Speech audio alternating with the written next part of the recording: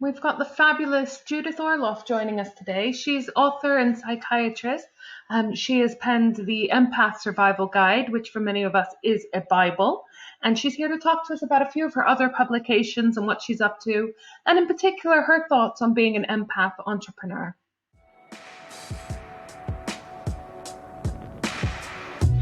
Hi, my name's Dee. And through the beauty of our dreams, we are going to navigate the journey from employee to self-employed to business owner extraordinaire, empowering you to find balance in your life, fund your lifestyle with your passion, and ultimately have more time with your loved ones. Each episode will give you actionable tips on how to deal with the issue covered. I'm so happy you're joining us.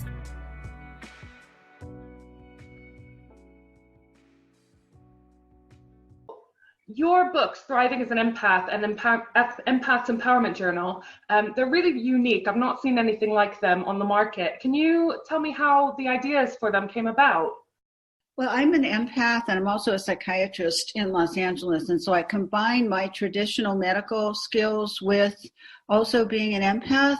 And an empath is an emotional sponge who tends to sense and absorb and be open to emotions, physical sensations, nature. And so there's many beautiful things about being an empath, and there are many challenging things about being an empath, such as absorbing other people's stress. And so I wanted to write Thriving as an Empath to give people daily self-care techniques to use so that you empaths, who are the most beautiful people in the world, to me, can stay centered and strong and learn how to deal with the challenges of taking on other people's energy and other people's stress, and learn how to be very strong and yet open and vulnerable with your abilities. And the Empath Empowerment Journal is a workbook so that you could begin to write about your most intimate empath needs and have fun with the journal. It's playful, to be able to know yourself better, have a private, safe place to express yourself. And you could read a section in Thriving as an Empath, such as today, the selection is feeling things intensely and what that's like to feel things intensely. And then you can go to the journal and write about it. So it's about learning and healing, using both of those products together. I absolutely love today's message about feeling things intensely and passionately, as you said, because I feel like as an empath, quite often we're accused of being oversensitive or feeling too much.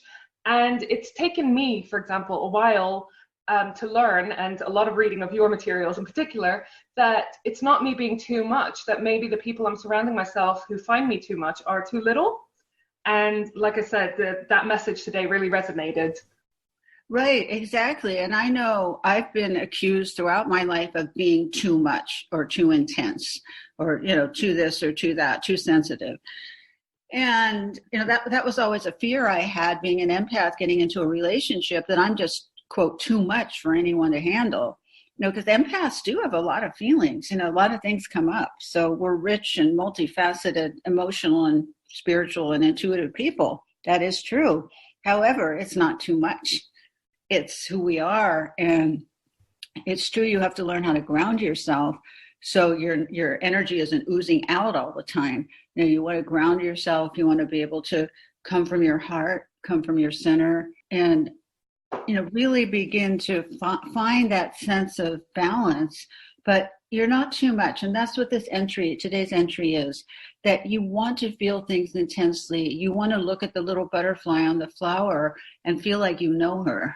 And you want to notice all the puppies that go by. And exactly, I agree. And I think what you said about relationships really ties in nicely with what I think is one of my favorite pages in the Empath Empowerment Journal.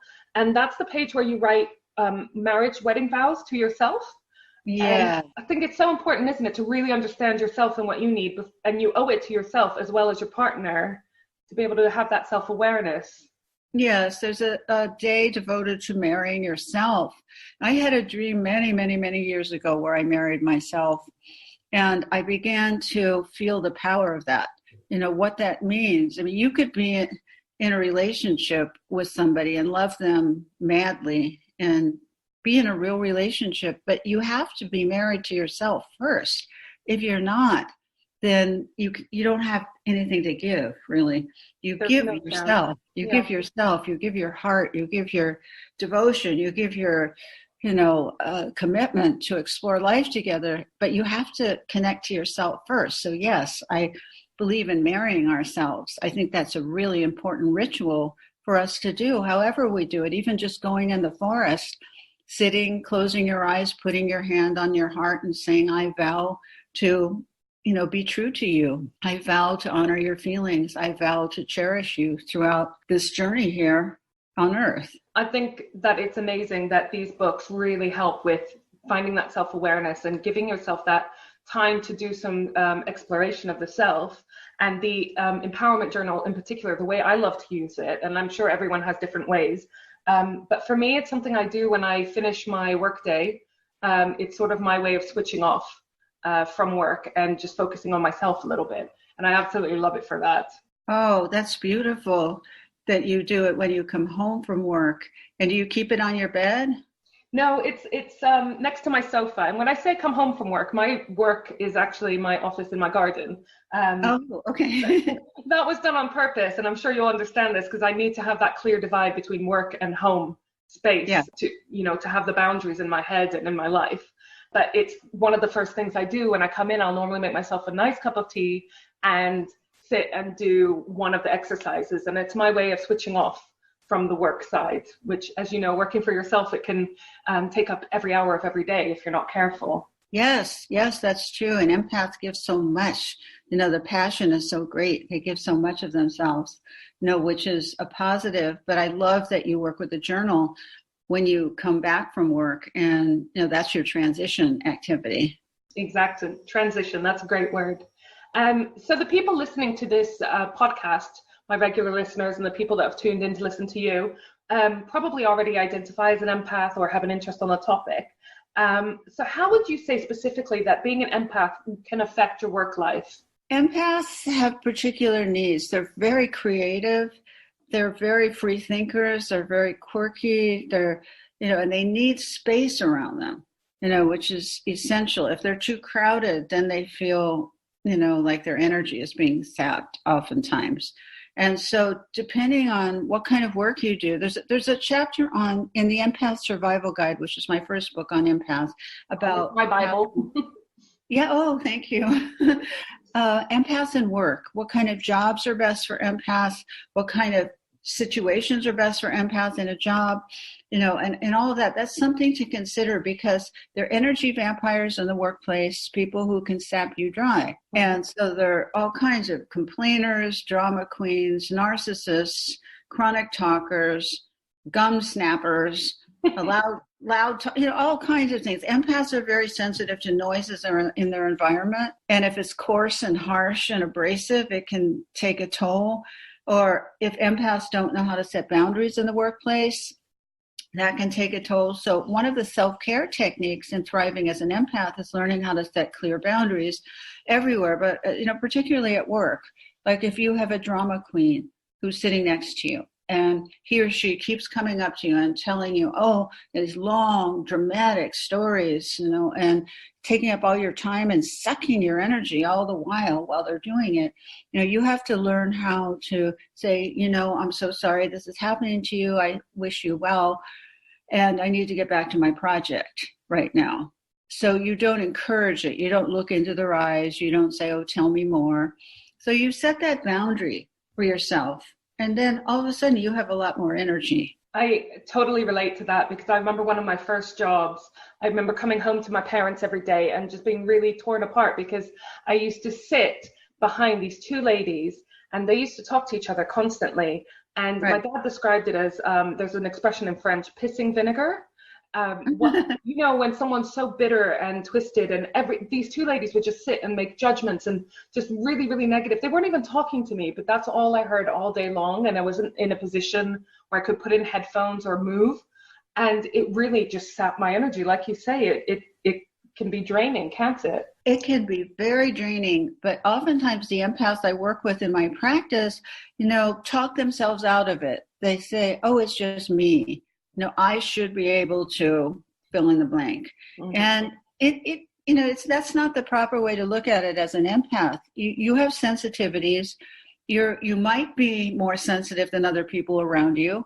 And that's true because you have more depth and you read energy. Empaths read energy and they're sensitive to energy. Whereas, I introduced you to my partner. I love him madly and he is just not that sensitive to energy. He's not an empath. He's a rock, a different type of, configuration of human being, which I love. Because empaths feel a lot in the workplace and elsewhere. So it helps me in a relationship to have somebody who's really solid and not feeling as much as I am. To level you out, right? Yes, absolutely. Absolutely. Do you think that that's perhaps why working for yourself, being an entrepreneur, being a freelancer, however you describe yourself, that might be better suited to empaths? Because I find that at least a lot of the people that approach me for business management, consultancy, etc., they're empaths. Obviously, they're my target audience, but that's because I am one, and the reason I am an entrepreneur is because of my empath ways and difficulties working in workplaces and for other people. But do you think that as an empath, you're better suited to working for yourself because you have more control over your boundaries and your who you work with? I definitely do. As long as you don't become isolated. Because some of my empath patients who have businesses at home, tend to become isolated, then they get lonely. So it's a balance of, if you don't have a partner, if you don't have a family and you're, working on your own business, it's good to, especially good to have nurturing contacts outside of the home as well. And so, I wouldn't like to work for anybody else. And thankfully, I'm not in a position where I have to. No, I like being in control of my own destiny or, with higher power, with spirit. But I wouldn't like going into an office because I don't like noise at all. And so I particularly treasure the quiet of my house. If I'm writing, let's say, or if I'm giving a workshop, it's not noisy. And so the noise level as an empath is very important to me. And I also like my alone time. And if you're in an office environment or a busy, high-powered environment, you don't get that much alone time. However, I do want to say, I know a lot of extroverted empaths who love high-powered environments, social situations.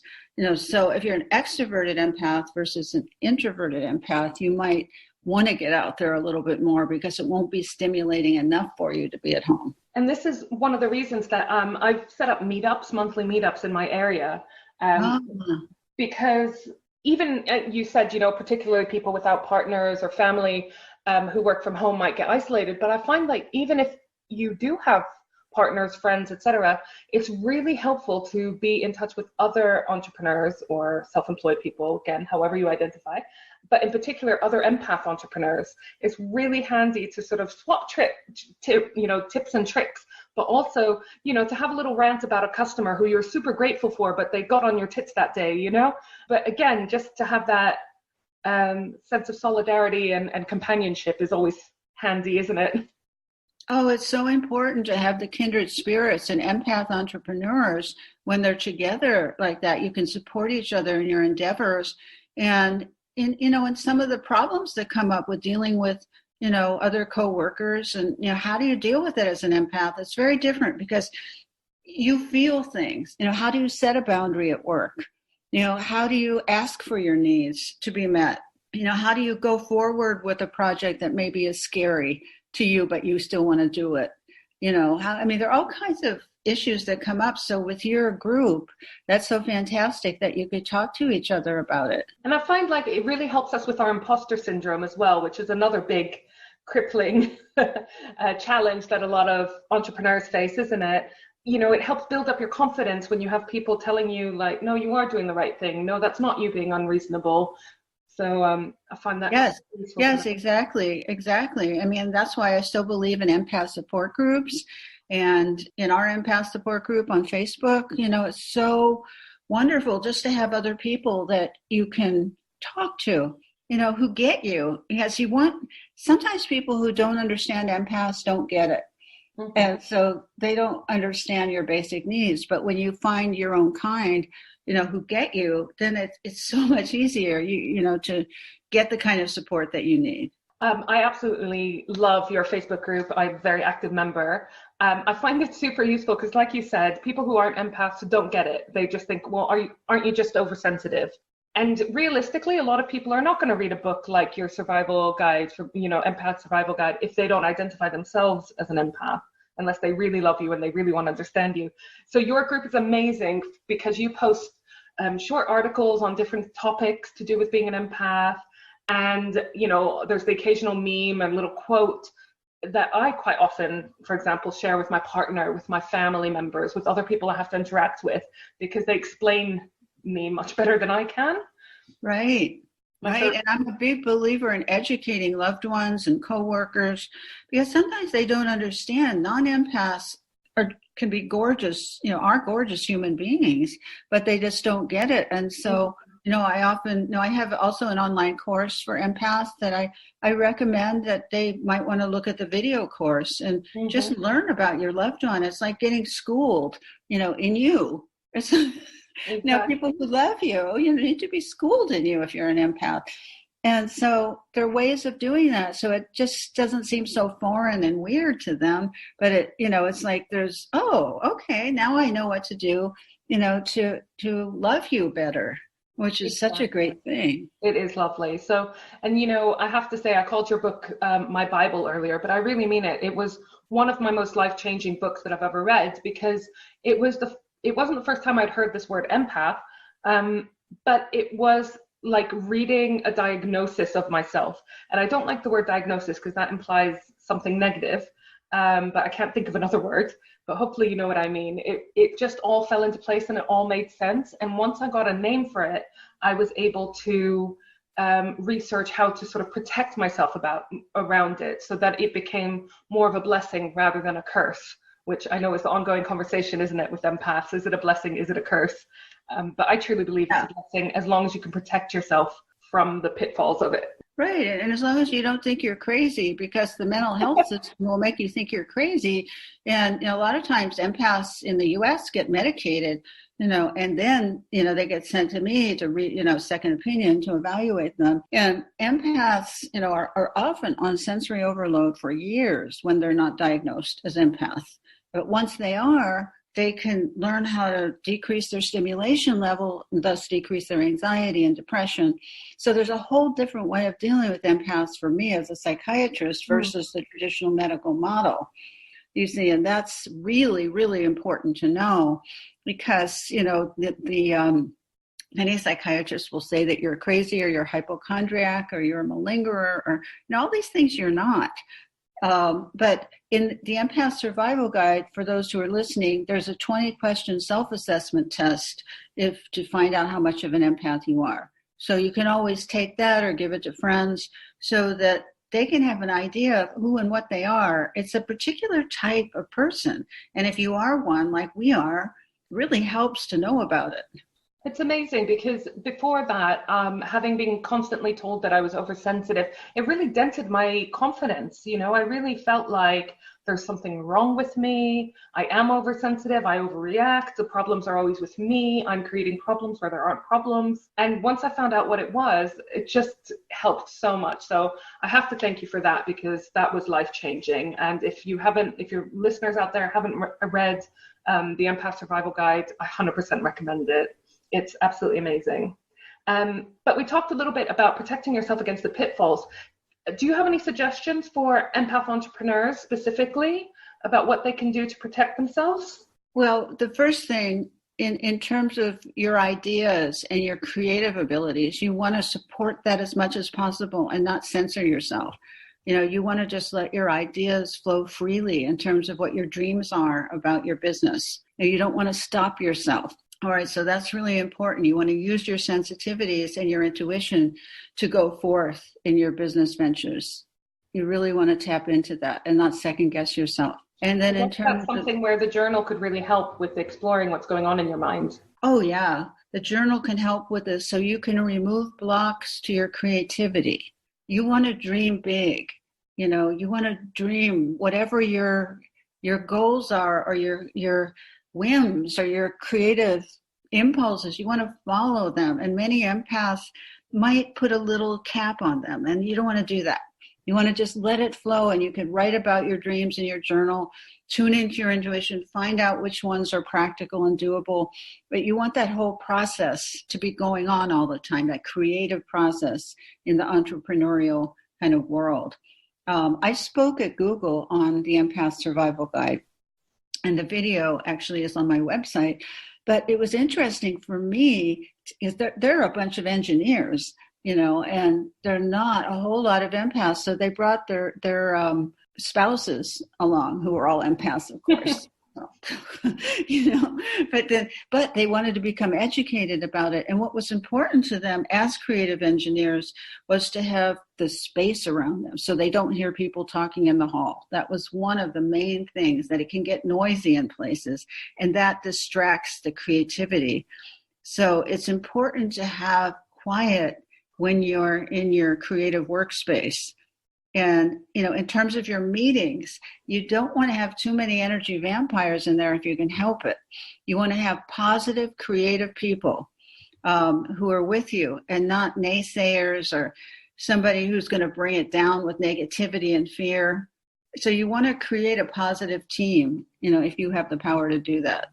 That sounds fantastic. And, super doable if you work for yourself. One thing that I have a lot of people come to me though with is, so the entrepreneurs I work with, being empaths, they genuinely care so much for their clients, their customers, the people that they work with, the people they hire.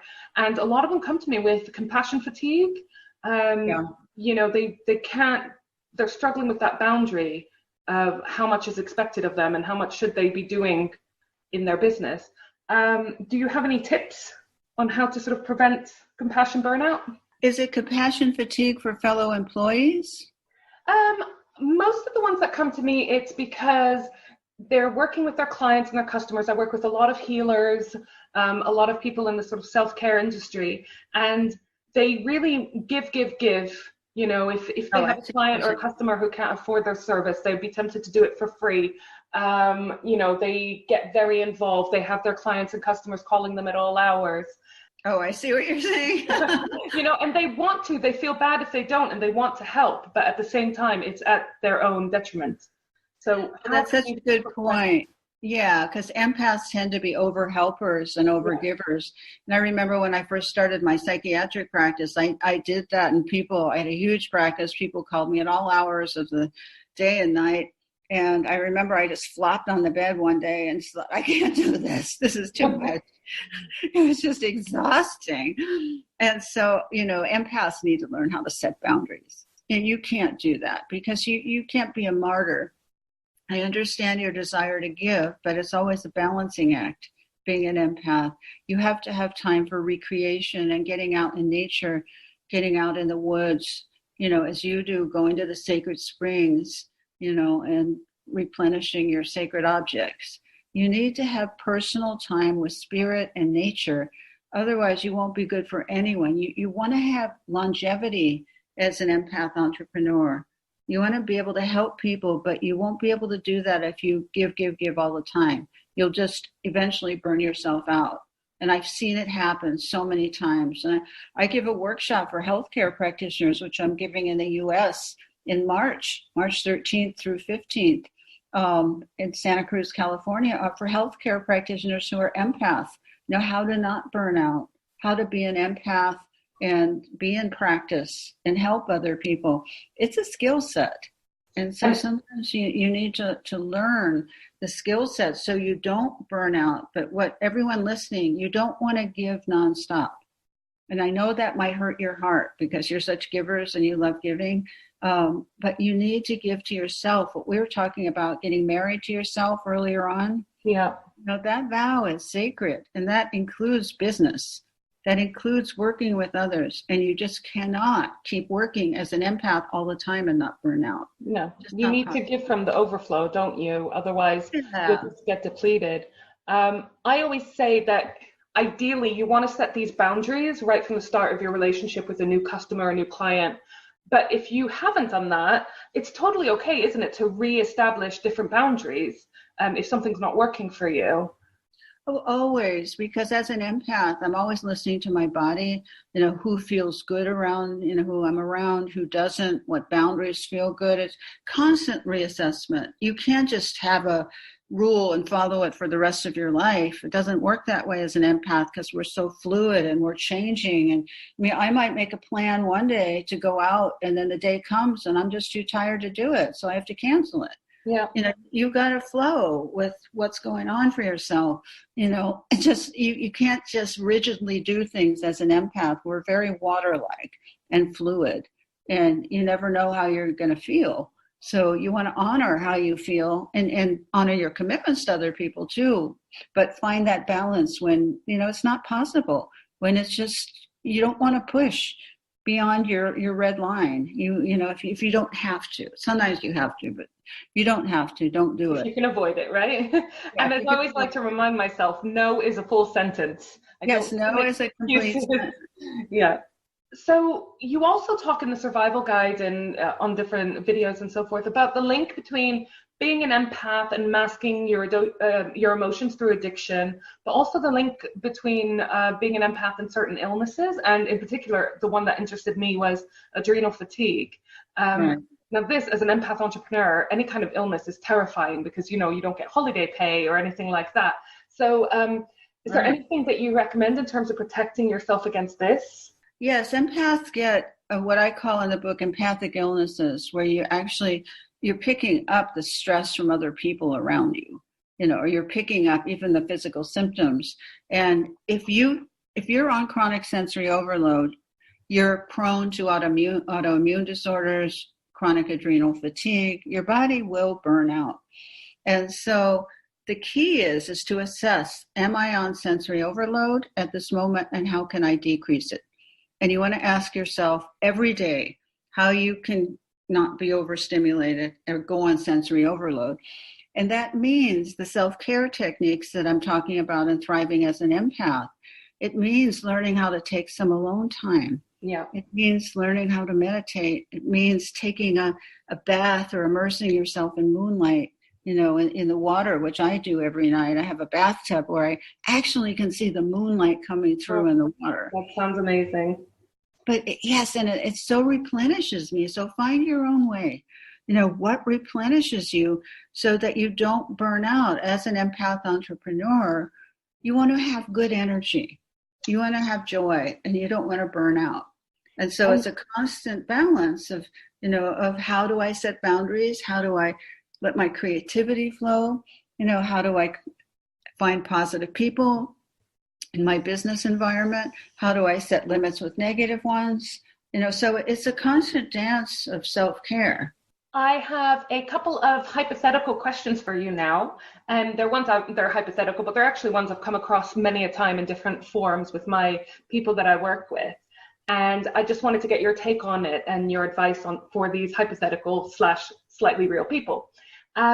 So imagine you're self-employed. For example, you have finally opened up your dream shop, and most of the people that are attracted to your shop are kind of like-minded because of the nature of your stock and your personality and your branding.